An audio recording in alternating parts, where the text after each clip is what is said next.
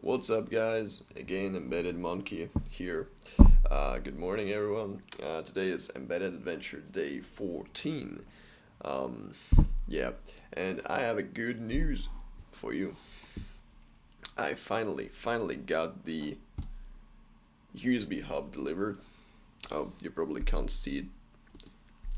Here it is. Finally, I can manage like all cameras and still like not disconnect the microphone to connect the web camera or something like that. So finally I can just switch the elements in the OBS studio. And the second good news, as you can see, here's the circuit. And what is this? That's just the second breadboard. I ordered the second breadboard. And I guess today we're gonna, well, I'm just curious. I want to actually connect these two breadboards. So for this purpose, I have to cut the one of the power lines. Unfortunately, the second breadboard, um, I tried to cut the power line, but I've done this in a very messy way. So it's just completely destroyed. I completely destroyed the isolation, so probably I won't use it. But I hope today will make we'll cut the this power line in a more gentle way. So um, yeah, and as for the code in previous series, so here we made a timer interrupt for the LED blink.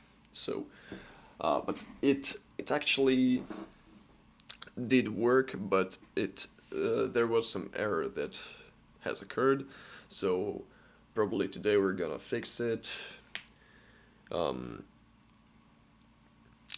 yeah, but let's start with the power line. I just want to.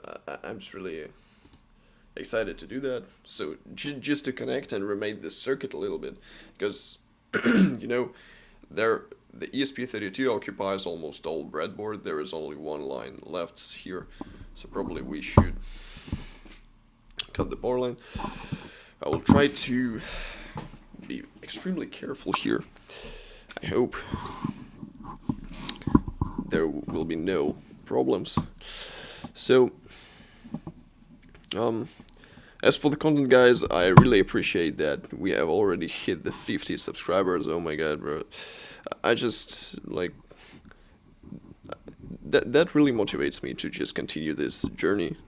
That's very cool, and I hope I motivate somehow you to learn embedded systems, because that's such a cool field to actually do some different projects and experiments.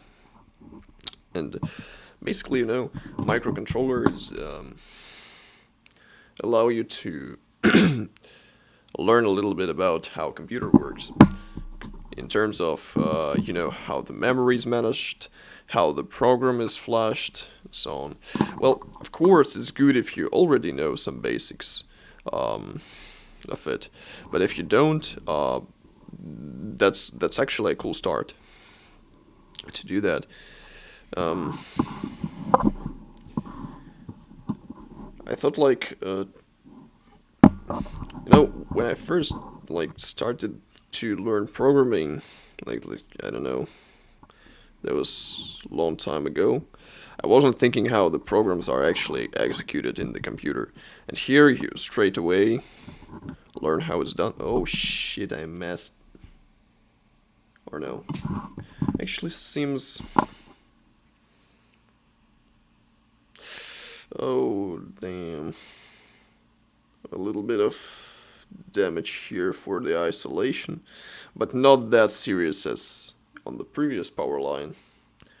You probably can see that. Mm, um, One moment.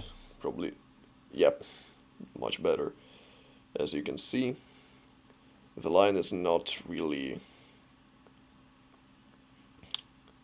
where it should be. So I damaged a little bit of the isolation for that power line. I guess it's not that critical here. so we'll be able to divide it. So just continue. Alright, so yeah, just a little bit of small talk doing here. Oh no. Oh my god. Not very. Damn. Probably. Let's start from the other side. Okay. Start from the other side. Oh. Or no. It's actually seems fine. Seems pretty fine. Okay. Choose to divide.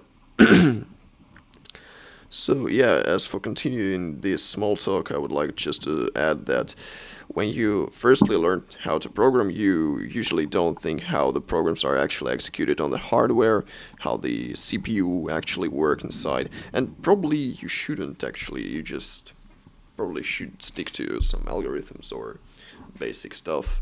But as soon as you want to do something with hardware, it's absolutely crucial to know how the programs are compiled, how they are executed on the CPUs, and frankly speaking, I'm not very pro at this question, so I wouldn't tell you uh, unique, all the unique details of how CPU actually executes, especially about modern CPUs.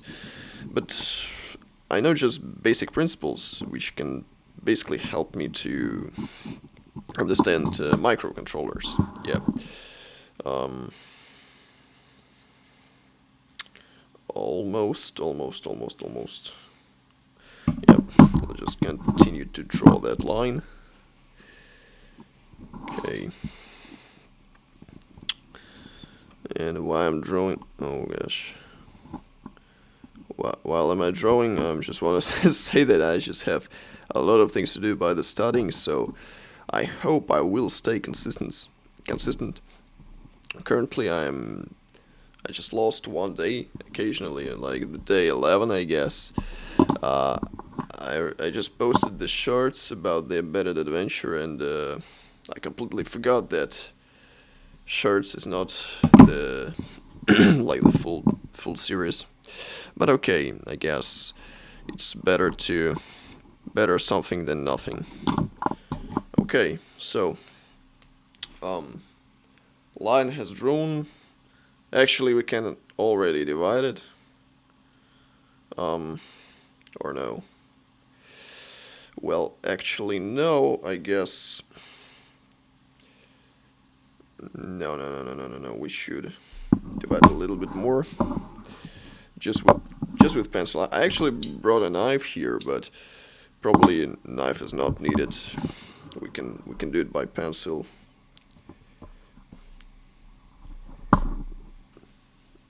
Pencil is broken. Pencil is dead. Okay, let's bring the knife. So, very carefully. It's not that sharp actually. It's very old. I just accidentally found it on the my house, and I would just want to use it.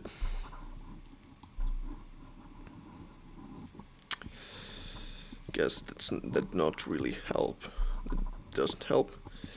Okay. Or the isolation is very fat. Oh, actually, there is some progress. Yep. As you can see.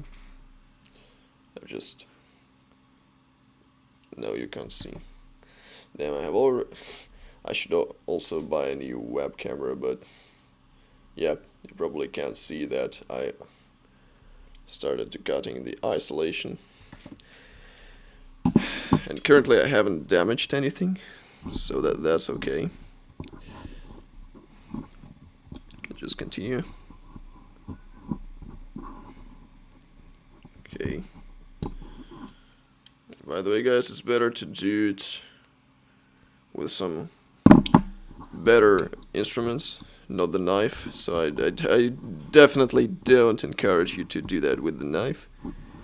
If you will do it with scissors. I don't know, with anything, but the knife seems like unsafe option.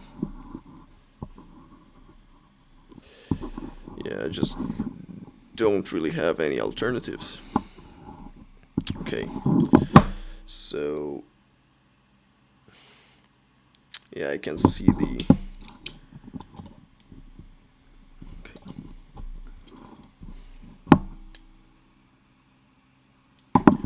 Okay, so just continuing to cutting that off. And by the way, guys, I was thinking about like where will this embedded adventure, like go like. Probably till the end of December I will do these videos, but then I want to do something more interesting, especially on winter holidays. So I'm open to any suggestions from you, to any, like special. Maybe you have some ideas what you want to see on this channel. That would be cool to see. But actually, I actually have some ideas. Okay. So, almost done. Almost done. Yep. More than a half. Let's cut it off. Just did it very carefully because the previous one was damaged and basically it can't be used safely.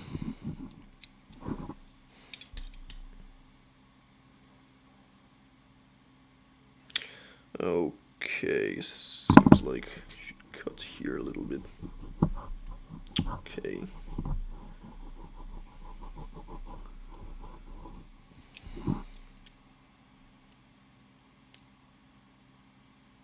Okay, and the last piece. Last piece here. Here we go.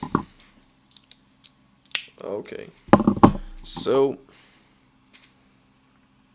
almost unbroken isolation. I can show you guys. So as you can see, no metal elements are here,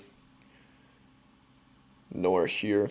So pretty good. It can be used. Now let's connect those two breadboards. Okay, I'm just gonna quickly connect them. Yep. Okay.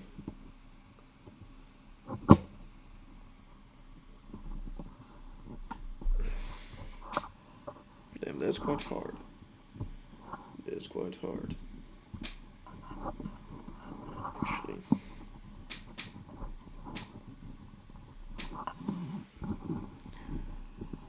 Probably I should I shouldn't do this with the circuit, but I'm too lazy just to reassemble it again. Okay.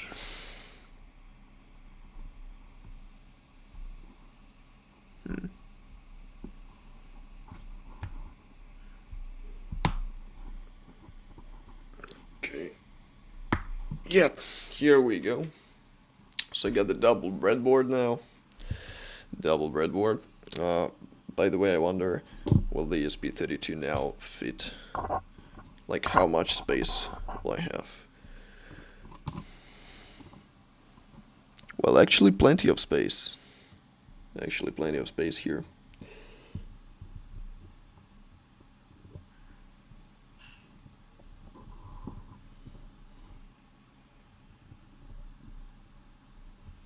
Okay.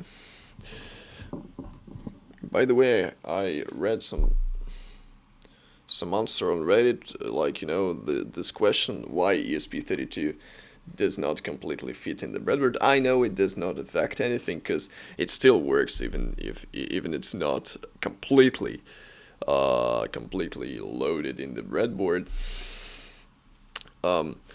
But there was a funny answer that if you connect two breadboards, like the force that you have to apply to actually put the ESP32 completely in the breadboard is like halved, but well, it's partly true, but I guess you can't just defeat the fatness of pins that can't really fit in the breadboard. So, but that's actually not the problem. It still works. You don't have to like completely load it there. Okay, and I guess I should reconnect those wires, those jumping wires here for it to work. Okay.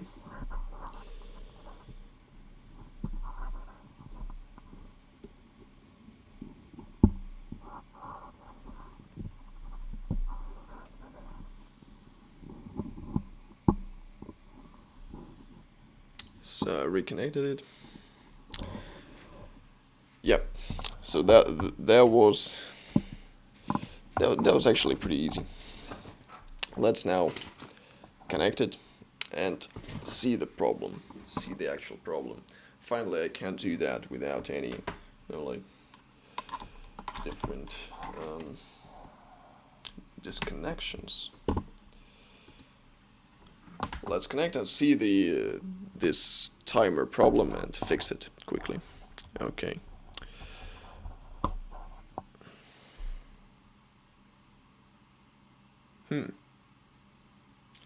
By the way,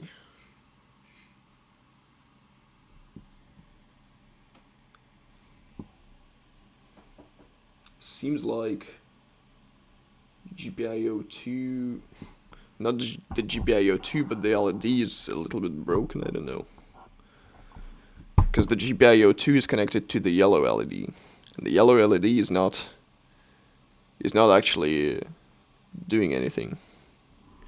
That's interesting. Okay, just gonna disconnect.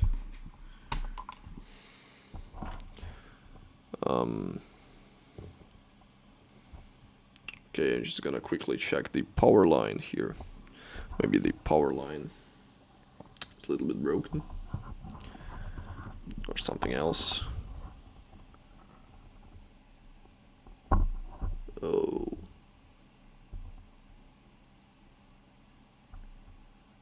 So 3v3 G and D.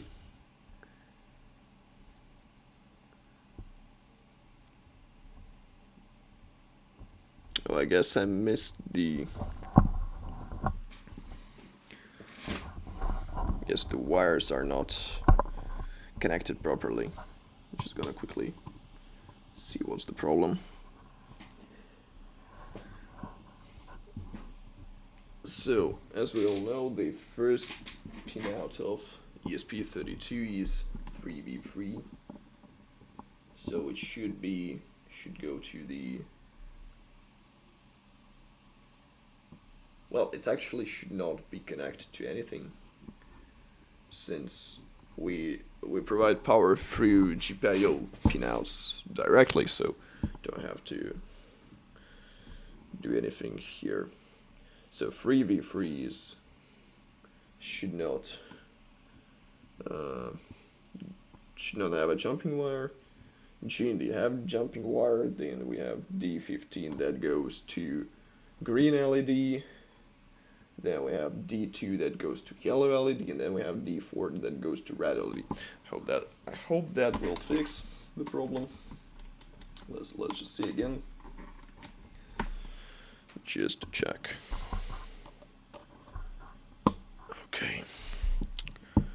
Yep, it was fixed. As you can see, the yellow LED is now glowing. If we reset, wait for 2 seconds. Yep, now it glows. Okay. But the problem actually is that it should blink. It does not blink. And let me remind you of the code a little bit. So we have the basic GPIO blinking, but here we I've decided to make an experiment where where is it? Where is the LED blink? Here. So I decided to make an LED blink, but without usage of any FreeRTOS functions, any delay functions, so only through interrupts. And here I instantiate the timer configuration, then I init the timer, then I set the alarm value to delay, and the delay is actually here. Delay is actually 2 million. Why is it so? I actually explained in the previous series, but to be sure, timer uses the clock that is 80 megahertz in 80 megahertz has 80 megahertz frequency, and the divider divides it and increments counter every 1 microsecond. So 2 seconds are actually 2 million on the counter. Okay, we init the timer, we set the alarm value, we enable the interrupt. Yep, we enabled the interrupt, and then we registered the interrupt. So when this occurred, we when the timer actually hit the alarm value, it should call the ISR, the interrupt service routine. Yeah, so we go here and we basically switch the state. So it has a state that should actually, well, here this is a very important moment that we should actually clear the counter, clear the alarm and all that stuff. Then we should actually invert the state, set the state, and print the state. But there was a problem. Let's see what the problem is.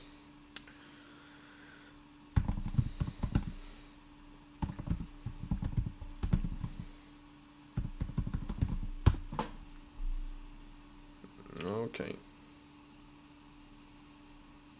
So it prints hello monkeys, and then it reboots with the interesting message. Says hello monkeys, then says abort was called at PC on core 0. I can't really tell what can be the issue here.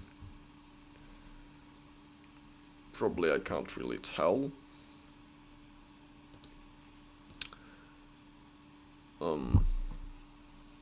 That's actually interesting, because I thought that the problem was with the state flipping. That state was not flipping correctly. The state is actually correctly flipped here, as you can see.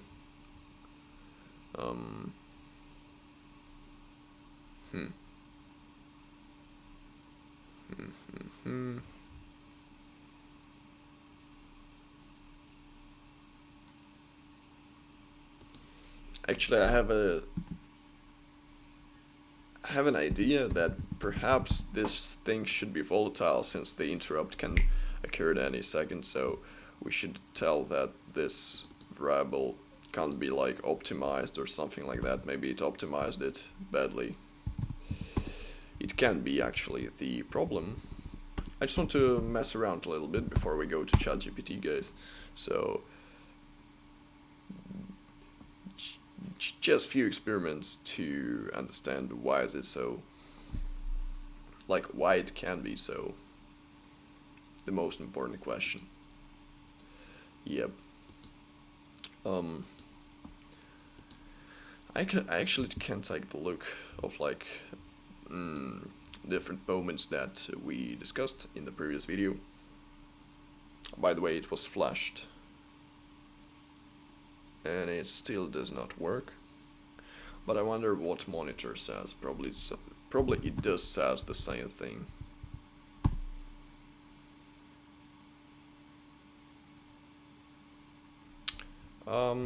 Yeah, it just keeps saying abort. Okay,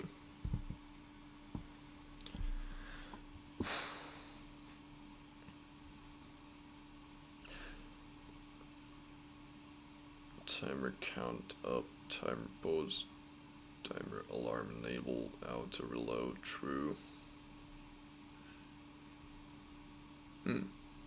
Actually, let's check. Like I actually set the divider, the alarm enable to correct values, I guess.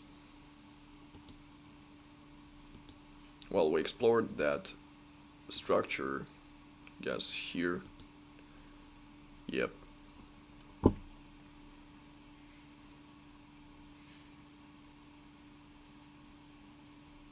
Well, we can take a look at the structure again.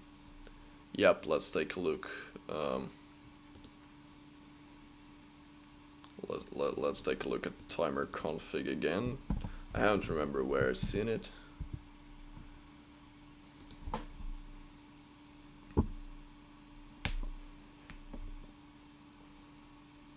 I just quickly recall how like this was configured.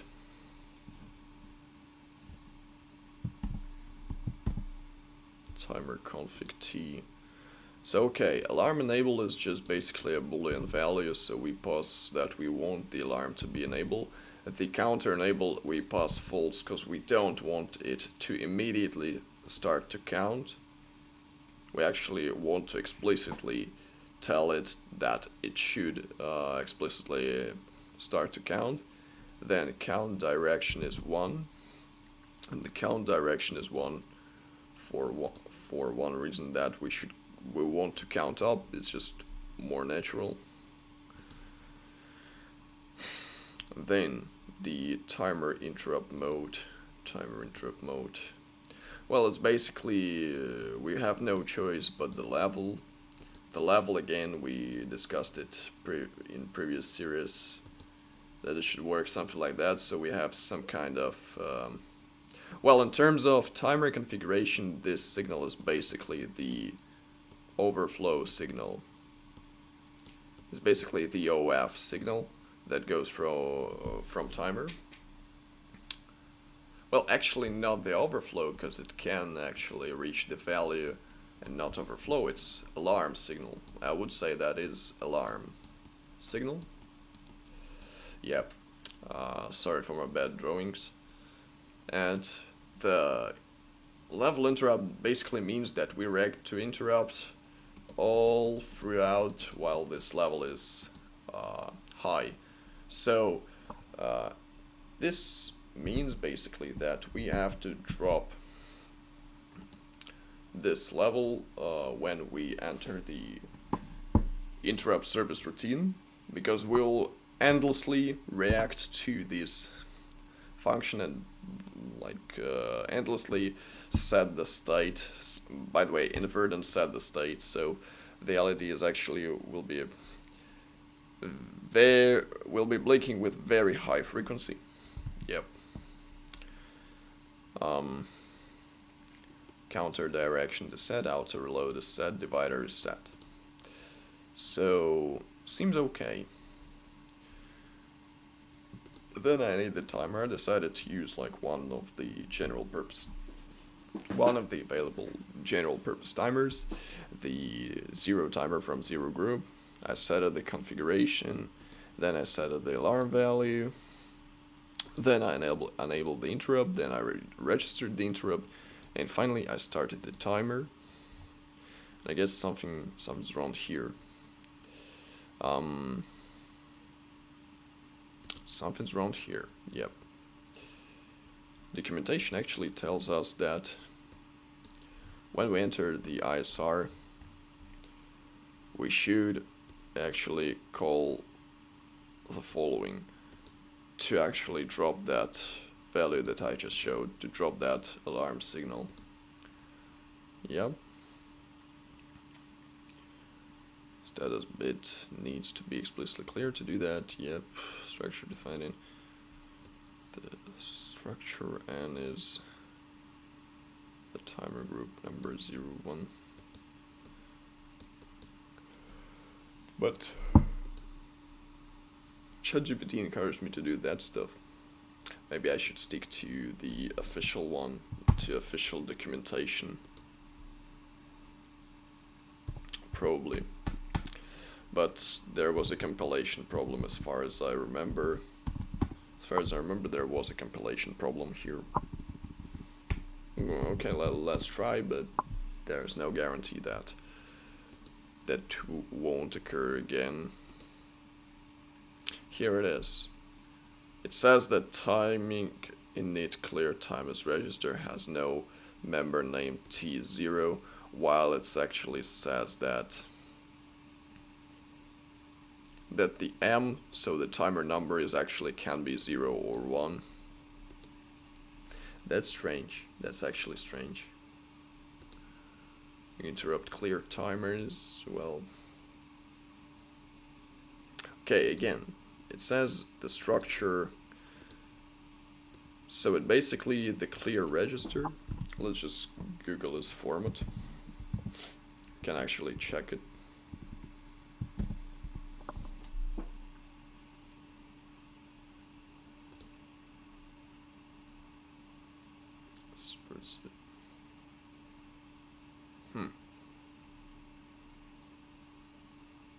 Clear field.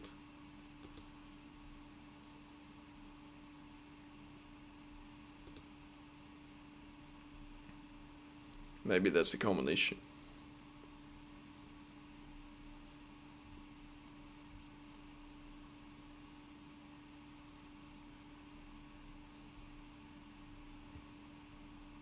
And by the way, can I just open that header? Because I actually hadn't found it. Well, I will show you. I will show you that I actually was looking at the sock directory, so system on chip, and I hadn't found the header. Well, I can actually go here and just open that header.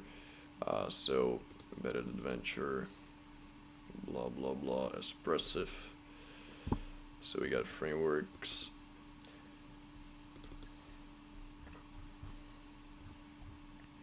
So I've gone to sock directory to ESP32 to include to sock again, and it should actually be timer group struct.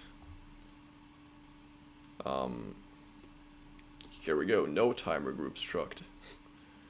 No timer group struct. Where does it import that thing? And it actually even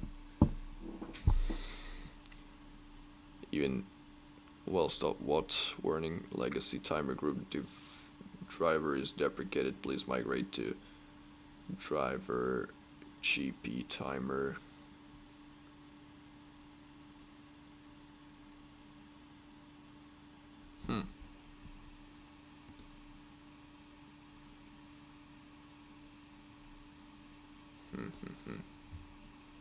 But it actually worked.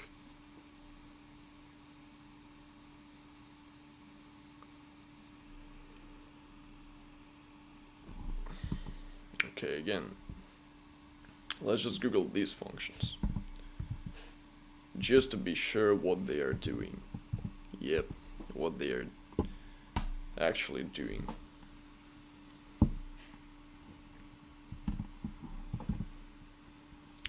So this one, clear timer interrupt status, just used in ISR. Okay. This one, enable alarm. By the way, here, enable alarm interrupt just used in ISR. Why should we enable it? Alarm, by the way? Like, enable alarm interrupt just used in ISR. Timer interrupt status. Well, I guess we should only clear the timer interrupt status. We don't have to enable alarm, like, every time. Let's just clear the status and just continue. Okay. Let's try to build that stuff.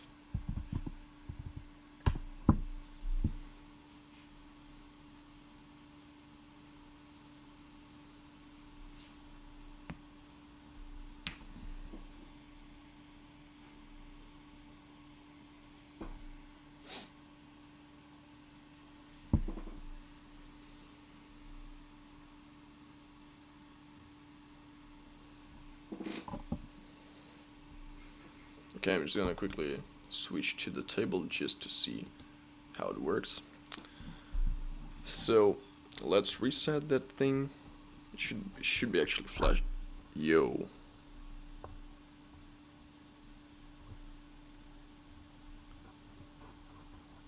Is it dead?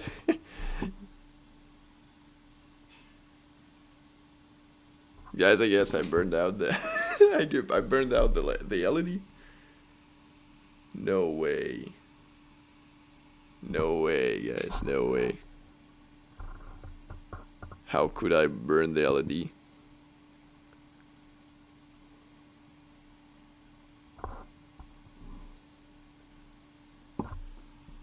Have you saw that? Probably I have burned the LED. Or no.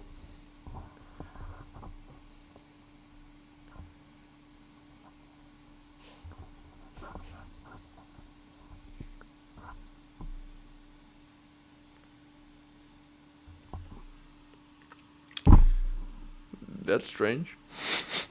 Okay, I don't know, maybe... Well, monitor thing will do actually the same thing. It will basically reset and give me just some information. But as far as I can see, there is basically the same. It's just aborting. Yep. Nothing really happened. And the LED is broken. You know, guys, let me replace the LED quickly. Perhaps it actually no. Wait, what? Like, it works?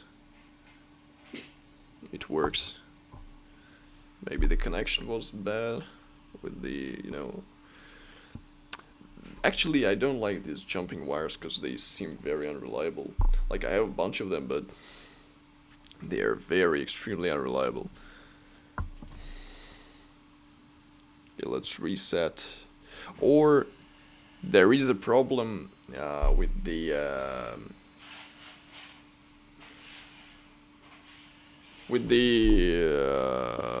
pins that are not completely fit into the breadboard.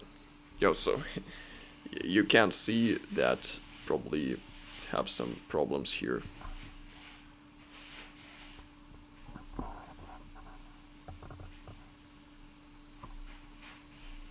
Yeah, so it wasn't fully blended into the breadboard. So when I reset it, in 2 seconds, it's really... Okay, so fuck ChatGPT, you know, let's just ignore this advice completely. What if we won't? Well, you know, let's just diagnose where the problem goes. Like, timer needed. Yep. Okay, let's make a monkey debug, as we all monkeys here. So print timer needed. Yep. Then here, alarm value set. Alarm value set. Then interrupt enabled. Timer interrupt enabled. Then ISR registered.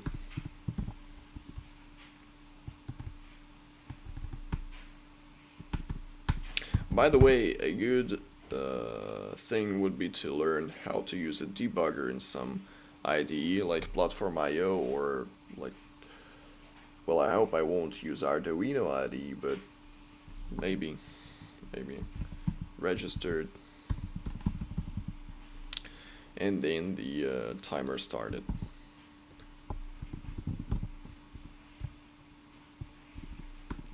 Timer started. And I know that putting output in the LED handler is a bad idea, but I did it anyway, so let's go and do it again. Interrupt status was cleared. And let's just compile it and flash it again.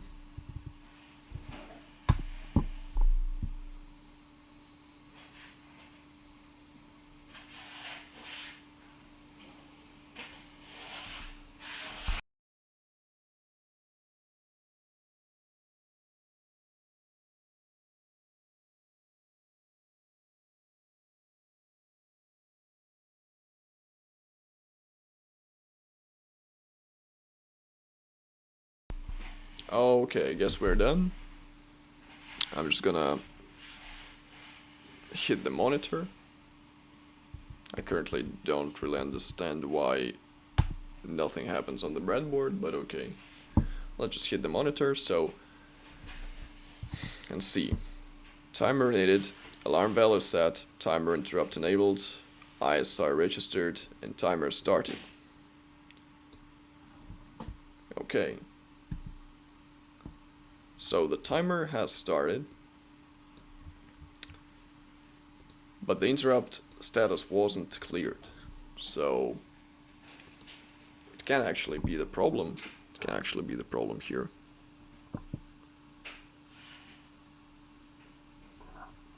But currently everything just stopped to work. I don't know why. For some reason it just completely destroyed. Okay, let's just remove that thing from here. And also remove that thing, because probably when the timer has started it should call the interrupt. So when this registered, we probably know that timer has successfully started. Let's build in Flash again.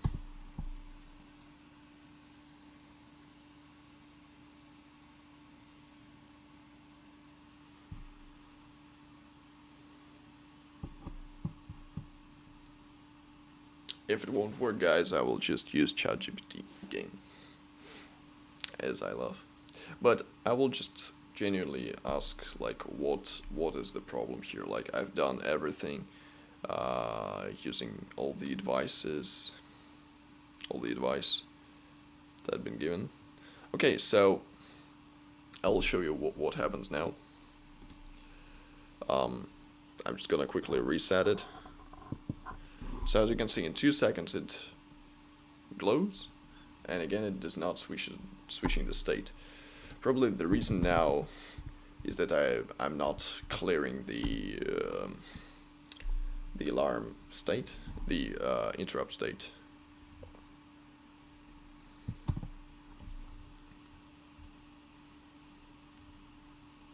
No, actually, somehow the reason is Aberrd was called that.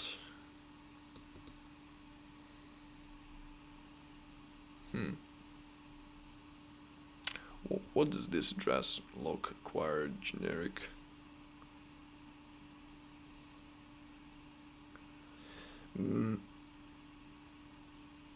I have some idea.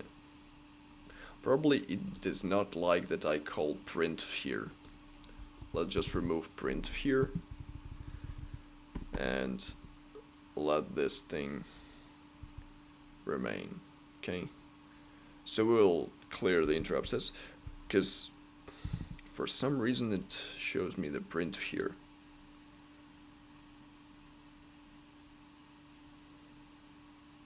Yep. Yeah, in general, printing through interrupts is not a good idea, because interrupts are meant to do small work, and print is basically just another interrupt inside the interrupt, so we don't want it to affect our program. So I'm just currently, oh, I haven't showed you, yep. So I just removed the print from the ISR because of the error said that this address was the print instruction, so it will now flash.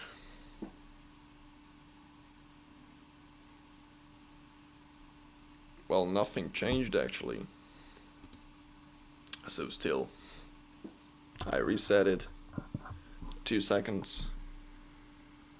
Then it glows and does not switch the state. Let's monitor this thing. Yep.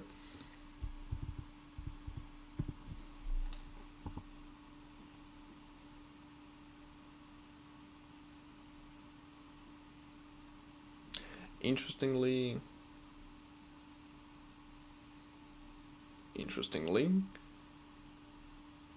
we don't get any errors now. So now the problem is definitely in switching the state. Yep. Or because of the timer is not reset or cleared in a proper way. Or maybe the alarm indeed should be re-enabled. Again, the official documentation says that this just enable an alarm interrupt just used in ISR. Probably we have to somehow re-enable it. I currently don't know. Like, I will actually address this question to my personal tutor, ChatGPT.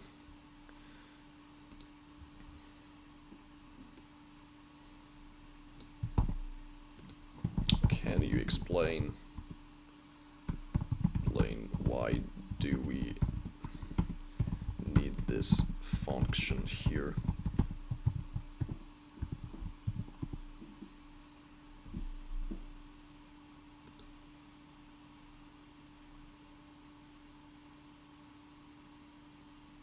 Okay guys, spoiler alert, it works. So let's count. 1, 2, boom. 1, 2, boom. So 2 seconds, yep. Completely working using only hardware interrupts, hardware timer interrupt. So no RTOS, no nothing. Completely working just on plain ISR logic. That's cool. But I'm still curious, like why does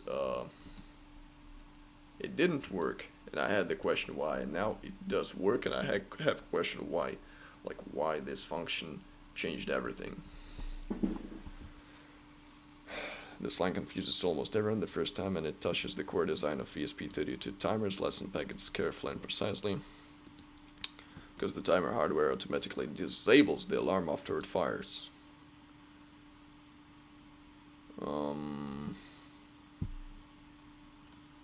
Isn't it a little bit controversial to what's like probably it will fire just. Oh, I guess I understand now. So if this signal is not explicitly reset,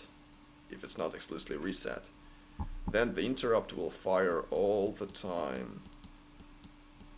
And basically we'll get not the blinking LED, but just glowing LED. Yep.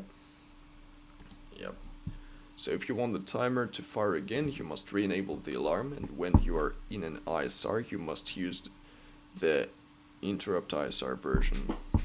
Okay, in ISR, yep, in ISR, okay. What actually happens now, a timer counts up, the counter increments normally, alarm condition occurs, the timer hardware does 3 things automatically, sets the interrupt status bit, reloads the counter. Yep, I actually set the auto reload to true. Disables the alarm. That third step is the key. The alarm disables itself because ESP32 doesn't support one-shot behavior by default. Even when reload true, the counter reloads, but the alarm is still disabled. Accidental retriggering gives software explicit control, avoids interrupt storms. Which I basically actually got. I got the interrupt storm. Yeah. And what timer group enabled alarm in ISR does, this function sets the alarm enable bit back to 1. Okay. Allows the next Permission to generate. Okay, got it. Like, what is alarm basically a signal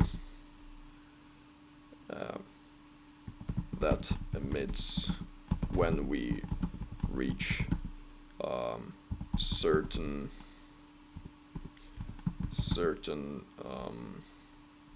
value on counter that is stored in some register.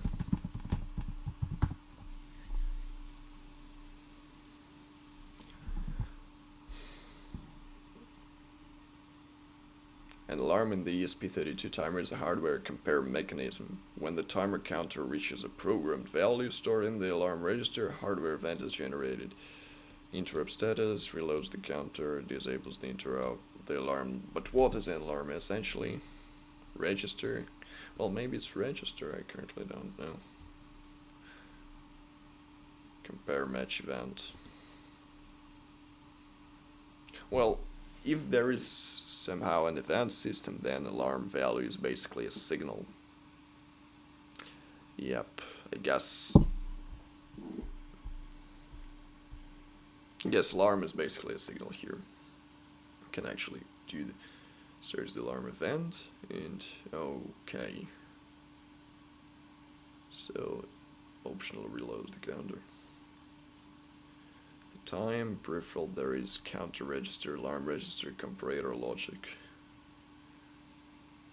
So basically there is a big comparator that compares two registers, yep. It compares the alarm register and the counter register. Alarm register basically holds the the value that we set to compare, and if they are equal, then we generate the alarm event.